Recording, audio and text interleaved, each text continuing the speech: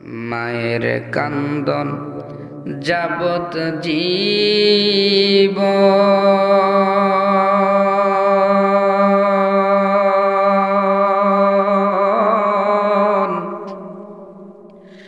2-4 মাস বনের কান্দন রে।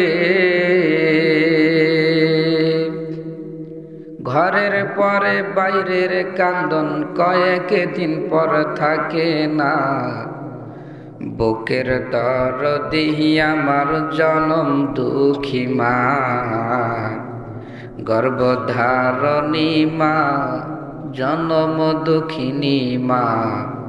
বুকের দরদি আমার জনম দুঃখী মা। মায়ের কান্দন যাবত জীবন,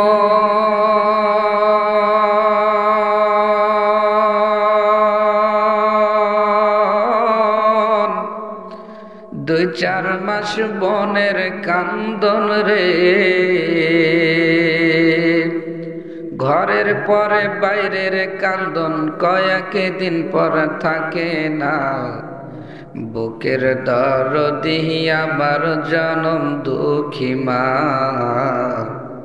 গর্ভধারণী মা, জনম দুঃখিনী মা।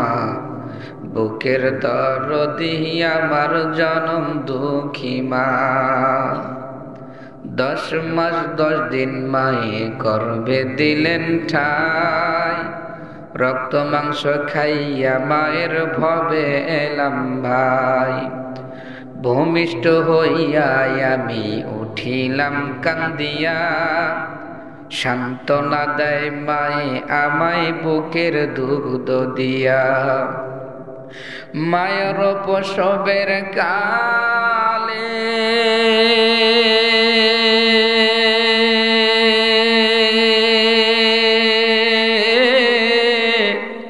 বুক ভেসে যায় নয়ন জলে রে।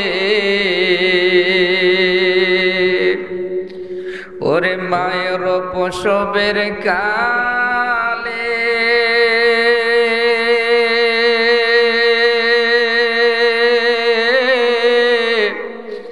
বুক ভেসে যায় নয়ন জলে রে। সন্তানের লইয়া কোলে ভুলে দুঃখ যন্ত্রণা। বুকের দরদি আমার জনম দুঃখী মা, গর্ভধারণী মা, জনম দুঃখিনী মা। বুকের দরদি আমার জনম দুঃখী মা। আল্লাহু আকবার বলেন। কি শুরু হয়ে গেল? আলহামদুলিল্লাহ।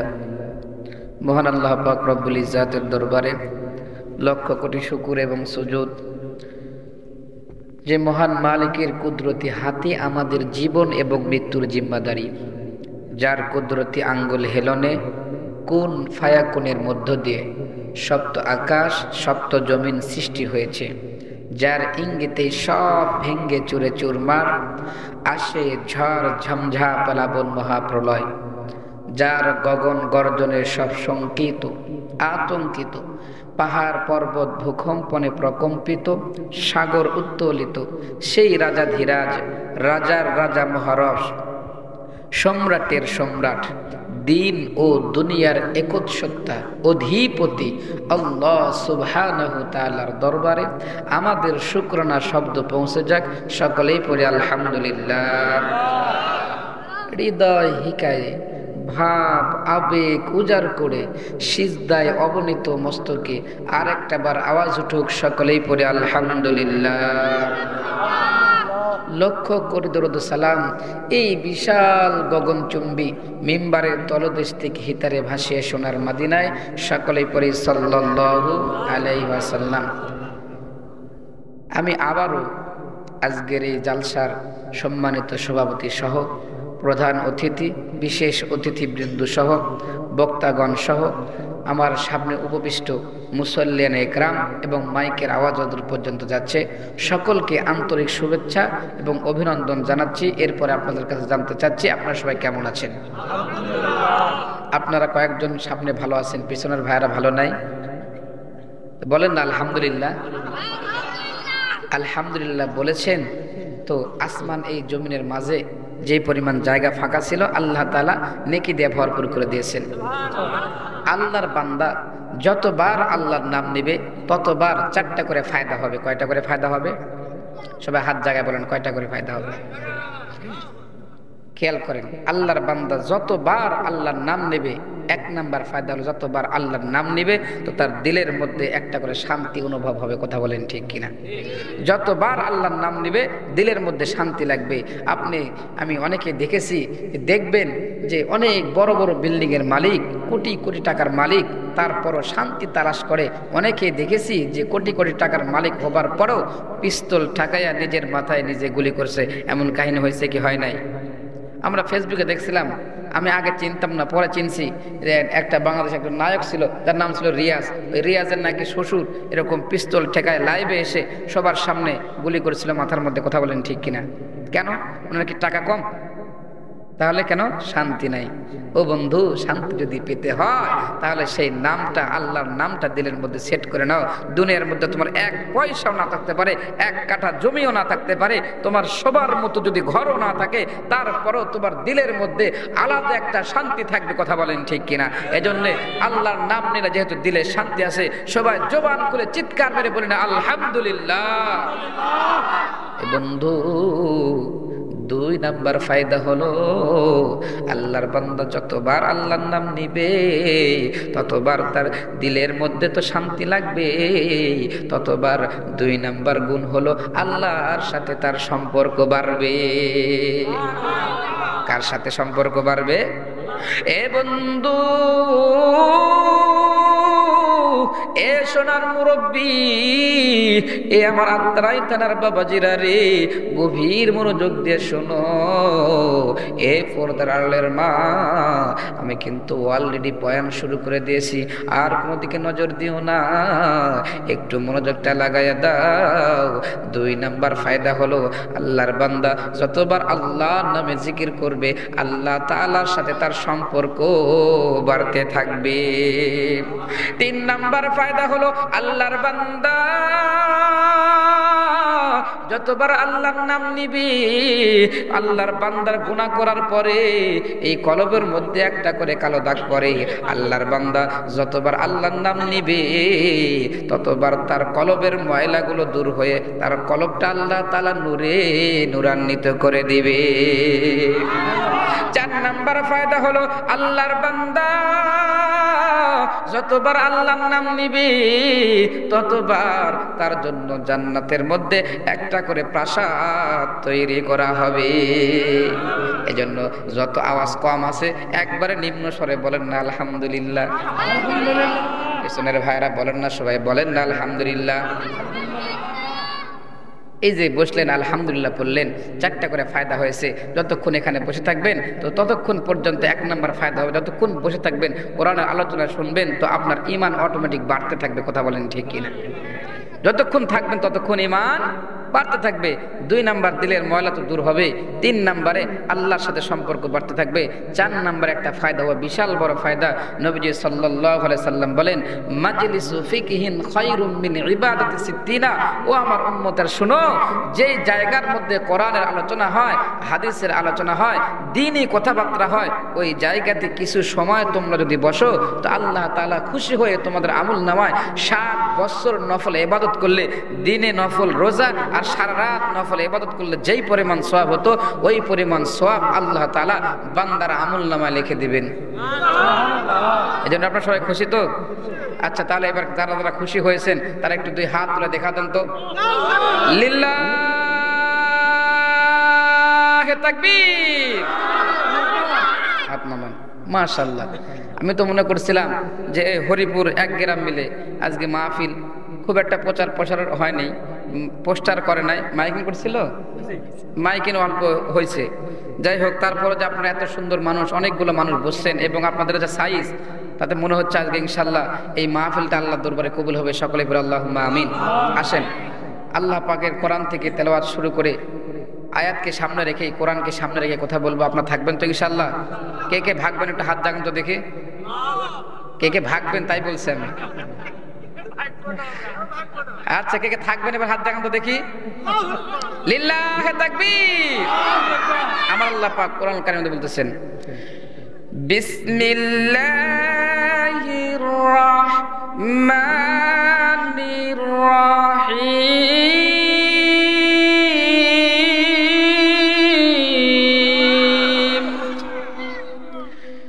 আলিফ লাম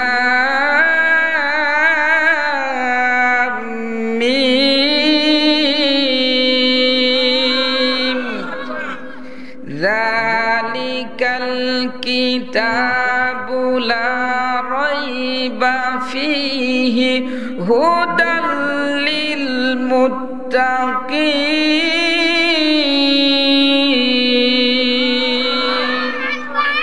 আমার আল্লাহ পাক রব্বুল আলামিন পৃথিবীর জমিনে মানুষদেরকে পাঠিয়ে দিলেন। এই মানুষগুলো পৃথিবীতে আসার পরে অন্যায় করে, অবিচার করে, জুলুম করে, নির্যাতন করে, মানুষ খুন করে, একে অন্যকে গালিগালাজ করে, হারাম খায়। আমার মালিক এদেরকে দিক নির্দেশন হিসাবে একটা গাইড দিয়ে দিলেন, একটা কোরআন দিয়ে দিলেন, একটা বই, একটা কিতাব দিয়ে দিলেন। ওই কোরআনের মধ্যে আল্লাহ তাআলা আমাদেরকে সব জানিয়ে দিলেন, এই দুনিয়ার মানুষ তোমরা সবাই শোনো, দুনিয়াতে যাবার পরে অন্যায় করবে, জুলুম করবে, এগুলো চলবে না। এজন্য হারাম হালাল জায়েজ না জায়েজ বাছাই করে চলার জন্য আমার মালিক আমাদেরকে একটা জীবন বিধান দিলেন, যেই জীবন বিধানের নাম হলো আল কোরআন। কথা বলেন ঠিক কিনা? একটা আওয়াজ দিয়ে বলেন না, আমাদের জীবন বিধানের নাম কি? সবাই একটা আওয়াজ দিয়ে বলেন না, নাম কি? এ বাজান, এই জীবন বিধান আল্লাহ তাআলা দেবার পরে আমাদেরকে ডাক দিয়ে বললেন, যালিকাল কিতাব, এটা এমন একটা কিতাব, এই কিতাবের মধ্যে লা রাইবা ফি, এই কিতাবের মধ্যে ভুলতে দূরের কথা কোনো প্রকার সন্দেহেরও অবকাশ নাই, কোনো সন্দেহ নাই। কত ইহুদি বেঈমান খ্রিস্টান নাস্তিক এই কোরআনের ভুল ধরতে এসেছিল, আজ পর্যন্ত কোনো বাপের বেটার শক্তি হয় নাই যে এই কোরআনের ভুল বাহির করেছে। কথা বলেন ঠিক কিনা? কেউ বাইর করতে পারে নাই। কিয়ামতের আগ পর্যন্ত কেউ এই কোরআনের ভুল ধরতে পারবে না। কথা বলেন ঠিক কিনা? এই কোরআন এমন একটা কোরআন, এই কোরআনকে আপনি যে প্রশ্ন করবেন সেই প্রশ্নের জবাবই পেয়ে যাবেন। যেই সমস্যায় পড়ুন না কারণ সকল সমস্যার সমাধান এই কোরআন দিতে পারে। কথা বলেন ঠিক কিনা? এজন্য আমাদের সমাজে একটা স্লোগান আমরা মাঝে মাঝে দিয়ে থাকি, সব সমস্যার সমাধান দিতে পারে আল কোরআন। এই স্লোগান আমি এখন দিতে চাচ্ছি, আপনারা কি দিতে পারবেন ইনশাআল্লাহ? দেন সবাই, সব সমস্যার সমাধান। আওয়াজ হয় নাই, সন্দেহ হয় আপনাদের? আল্লাহর কোরআন সব সমস্যার সমাধান দিতে পারে। কথা বলেন ঠিক কিনা? যদি এই ঈমান যদি আমার না থাকে, এই বিশ্বাস যদি আমার না থাকে, তাহলে পর আমার ঈমান থাকবে না। ও বন্ধু, আমি বলেছি সব সমস্যার সমাধান দিতে পারে আল কোরআন।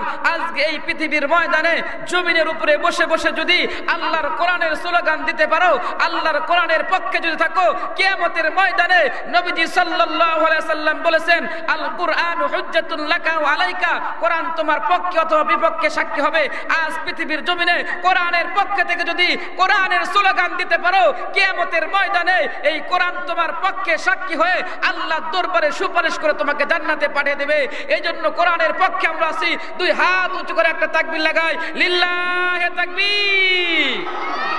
সব সমস্যার সমাধান। মাশাআল্লাহ, হাত নামান। তাহলে সব সমস্যার সমাধান কোরআন দিতে পারে। কথা বলেন ঠিক কিনা? সকল প্রশ্নের উত্তর কোরআন দিতে পারে।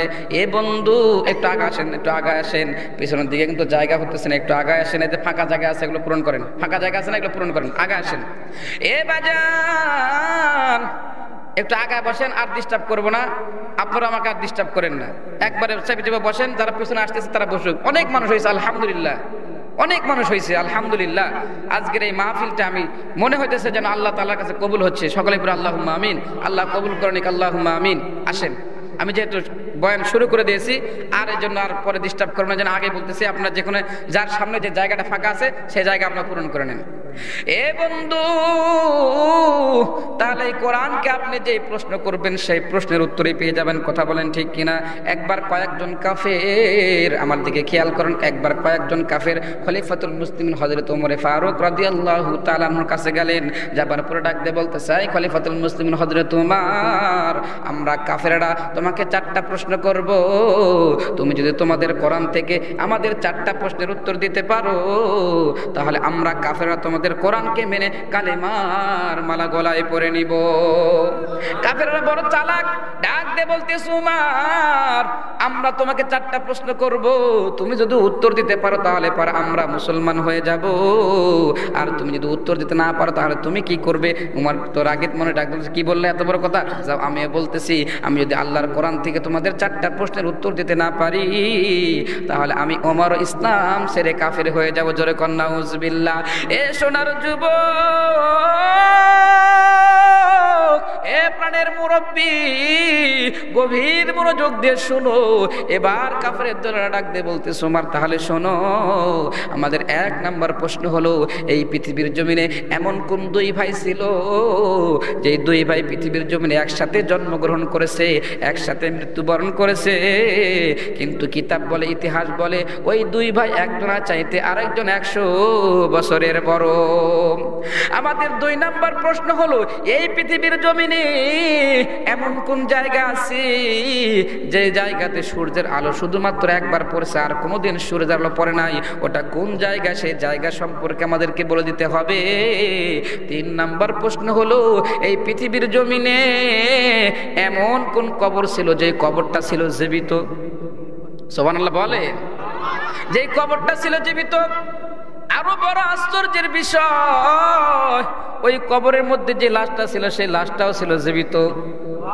আরো বড় আশ্চর্যের বিষয়, ওই জীবিত কবর, জীবিত লাশটাকে নিয়ে পৃথিবীর জমিনে চলাফেরা করেছে। এই ওমর, আমাদেরকে বলতে হবে সেটা কোন কবর ছিল আর কোন লাশ ছিল, সেই লাশ আর সেই কবর সম্পর্কে আমাদেরকে বলে দিতে হবে। এ বন্ধু, এ পর্দারালের মা গো, গভীর মনোযোগ দিয়ে শুনো। 4 নাম্বার প্রশ্ন, ডাক দিয়ে বলতে চাই, উমর আমাদের 4 নাম্বার প্রশ্ন হলো, এই পৃথিবীর জমিনে এমন কোন কারাগার, এমন কোন জেলখানা আছে যে জেলখানার মধ্যে বাহির থেকে মানুষকে কোনো খাবার দেওয়া যায় না, ভিতরে কোনো খাবার পৌঁছানো যায় না, এবং ওই জেলখানার মধ্যে নিঃশ্বাস ফালানো যায় না, নিঃশ্বাস নেওয়া যায় না, কিন্তু ওই জেলখানার মধ্যে মানুষ জীবিত থাকে। এই খলিফাতুল মুসলিমিন হযরত উমর, এটা কোন জেলখানা, এটা কোন কারাগার, আমাদেরকে বলে দিতে হবে। খলিফাতুল মুসলিমিনকে যেই মাত্র 4টা প্রশ্ন করছে, বাজান রে, খলিফাতুল মুসলিমিনের মাথা ঘুরে গেছে, কারণ এমন 4টা প্রশ্ন করছে, এই 4টা প্রশ্ন সহজ নয়, সহজ নয়, বড় কঠিন, কথা বলেন ঠিক কিনা? আপনাদের কাছে কি মনে হয়, এই 4টা যে প্রশ্ন করছে, এই 4টা প্রশ্ন সহজ না কঠিন? জানো তো না কঠিন? কঠিনের থেকে যদি কিছু কঠিন থাকে, এমন কঠিন, ওরা কি যুক্তি বুদ্ধি করে আসছে এমনি? ওরা কি মুসলমান হওয়ার জন্য? ওরা আসছে মুসলমানদেরকে ঘায়েল করার জন্য, কথা বলেন ঠিক কিনা? এমন মানুষ এই পৃথিবীর জমিনে এখনো আছে, সদা সর্বদা মুসলমানদেরকে ঘায়েল করার জন্য উৎ পেতে থাকে, সদা সর্বদা তাকিয়ে থাকে কখন কিভাবে মুসলমানদেরকে ঘায়েল করা যাবে, কিভাবে মুসলমানদেরকে দাবান যাবে, কিভাবে দুনিয়ার থেকে ইসলামকে ধূলিসাৎ করা যাবে, এইরকম ভাবে পায়তারা করতে থাকে। আমার মালিক ডাক দিয়ে বলে, এই দুনিয়ার পাগল পারা উম্মত, এই দুনিয়ার মানুষ, তোরা শুনে রাখ, তোরা তো বড় বেকুফ রে। এই জমিন আমি আল্লাহ সৃষ্টি করেছি, আসমান আমি আল্লাহ সৃষ্টি করেছি, ইসলাম আমি আল্লাহ দিয়েছি, আমার ইসলামকে আমার জমিন থেকে তোরা সরাবি পারবি না কোনোদিন। যা, আমি আল্লাহ তাআলা, তুই যেখানে ষড়যন্ত্র করবি আমি আল্লাহ তাআলা তোকেই সেই জায়গা থেকে সরা দেব, কথা বলেন ঠিক কিনা? আজ পর্যন্ত যতগুলো ইহুদি, বেঈমান, কাফের, নাস্তিক মুসলমানদের বিরুদ্ধে কথা বলেছে, মুসলমানদের টুপির বিরুদ্ধে কথা বলেছে, মুসলমানদের মসজিদের বিরুদ্ধে কথা বলেছে, মুসলমানের মাদ্রাসার বিরুদ্ধে কথা বলেছে, আমার মালিক এই পৃথিবীর জমিনে তাদেরকে এমন অপমান আর এমন দৃষ্টান্তমূলক শাস্তি দিয়েছে যে দৃষ্টান্ত দেখার পরে প্রত্যেকটা মানুষের দিল পর্যন্ত চমকে গেছে, কথা বলেন ঠিক কিনা? অতএব কোনো বেঈমান কাফের যদি আমার ইসলাম ধর্মকে নিয়ে যদি কথা বলে, আমার কোরআনকে নিয়ে যদি কথা বলে, আমার নবীকে নিয়ে যদি কথা বলে, আমরা মুসলমান আমাদেরও দায়িত্ব হবে আল্লাহর জমিনে আল্লাহর ইসলামের বিরুদ্ধে যারা কথা বলবে তাদেরকে এই পৃথিবীর জমিনে আমরা থাকতে দিব না। কথা বলেন ঠিক কিনা? এ বন্ধু, তাহলে পর ইসলামের পক্ষে থাকা লাগবে। কথা বলেন ঠিক কিনা? খলিফাতুল মুসলিমিনের মাথা ঘুরে গেছে। 4টা প্রশ্ন করেছে, একটা আওয়াজ দিয়ে বলেন না কয়টা প্রশ্ন করেছে? 4টা প্রশ্ন করেছে। 1 নাম্বার প্রশ্ন, এই পৃথিবীর জমিনে এমন কোন 2 ভাই ছিল যে 2 ভাই একসাথে জন্মগ্রহণ করেছে, একসাথে মৃত্যুবরণ করেছে, কিন্তু কিতাব বলে ইতিহাস বলে ওই 2 জন ভাই একজনের চাইতে আরেকজন 100 বছরের বড়। 2 নাম্বার প্রশ্ন করেছে, এই পৃথিবীর জমিনে এমন কোন জায়গা যে জায়গাতে সূর্যের আলো শুধুমাত্র একবার পড়েছে আর কোনোদিন সূর্যের আলো পড়ে নাই। 3 নাম্বার প্রশ্ন করেছে, এই পৃথিবীর জমিনে এমন কোন কবর ছিল যে কবরটা ছিল জীবিত, যেই কবরের মধ্যে লাশটা ছিল সেই লাশটাও জীবিত। বড় আশ্চর্যের বিষয় হলো ওই জীবিত কবর জীবিত লাশটাকে নিয়ে পৃথিবীর জমিনে চলাফেরা করেছে। জোরে কোন সুবহানাল্লাহ। 4 নাম্বার প্রশ্ন করেছে, এই পৃথিবীর জমিনে এমন কোন কারাগার, এমন কোন জেলখানা যে জেলখানার মধ্যে বাহির থেকে কোনো খাবার দেওয়া যায় না এবং তার মধ্যে মানুষ নিঃশ্বাস নিতেও পারে না, নিঃশ্বাস ফালাইতে পারে না, কিন্তু কয়েদি থাকে জীবিত। জোরে কোন সুবহানাল্লাহ। এই 4টা প্রশ্নের উত্তর খলিফাতুল মুসলিমিন হযরত উমর এই কাফেরদেরকে দিয়ে দেবে। আমি আবু রায়হান নাটোরে আপনাদেরকে শোনায় দেবো। আপনারা কি থাকবেন তো ইনশাআল্লাহ? তাহলে একটু 2 হাত তুলে দেখান তো কে কে চলে যাবেন। ও আমি চোখ বুঝেছিলাম, আমি দেখি নাই। এবার একটু দেখান তো কে কে শুনবেন ইনশাআল্লাহ। থাকবেন তো ইনশাআল্লাহ? তাকবীর লাগা, লিল্লাহি তাকবীর। এ সোনার যুবক, এ প্রাণের বাবাজি।